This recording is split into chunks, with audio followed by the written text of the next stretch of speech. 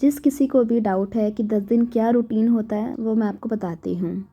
पहले दिन आपका सांस पर ध्यान देना ही सिखाया जाएगा, पहले दूसरे तीसरे दिन, जिसको आप कहते हैं आनापाना। जिसमें क्या होता है, आपका सारा ध्यान अपनी सांस पर रहता है।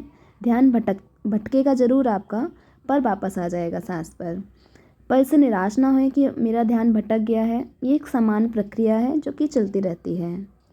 जैसे कि पहले दिन आपका सांस पर जाएगा, दूसरे आप नॉर्मल सांस होती है, दूसरे दिन आपका क्या होगा कि अपनी नाक से अंदर व बाहर आने व जाने वाली सांस के एहसास को ध्यान रखेंगे।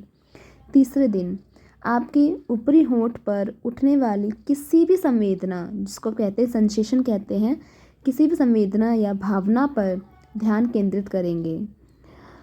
चौथे दिन जैसे कि संवेदनाएं क्या आ सकती हैं आपके पास, जैसे खुजली, चुंझलाहट, सांस लेने का एहसास, गर्मी, पसीना, ठंडक, सूखापन, कोई भी शारीरिक अनुभव ये, पर ये महत्वपूर्ण नहीं है कि आपको ये चीज़ फील करनी है।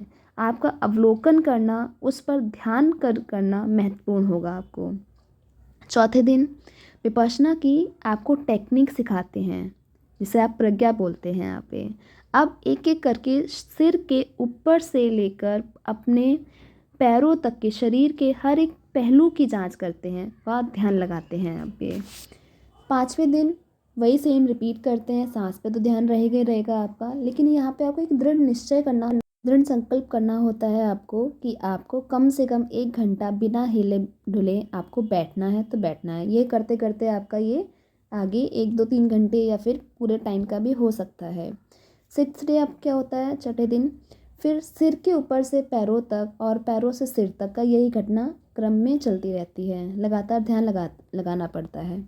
7वें दिन क्या होता है, एक ही समय में शरीर के दोनों किनारों को स्कैन करता है, जैसे कि आपका left eye to right eye या फिर left ear to right ear, ऐसे आपको ध्यान लगाना पड़ता है। फिर आपका आता है 8वां दिन, जिसमें आपको क्या होता है, शरीर पर स्वतंत्रता संवेदना हो सकती है, जिसे धारा प्रवाह भी बोलते हैं, पर ज़रूरी नहीं कि होए। किसी किसी को होने लगती है, किसी किसी को लगता है कि एक तरफ से पूरी कंपन सी बॉडी में फील होती है, उसी को हम धारा प्रवाह भी कह सकते हैं, पर ज़रूरी नहीं कि आपका ये होए। अगर नहीं होता है तो अच्छी बात है, नहीं होता तो कोई टेंशन वाली बात नहीं है।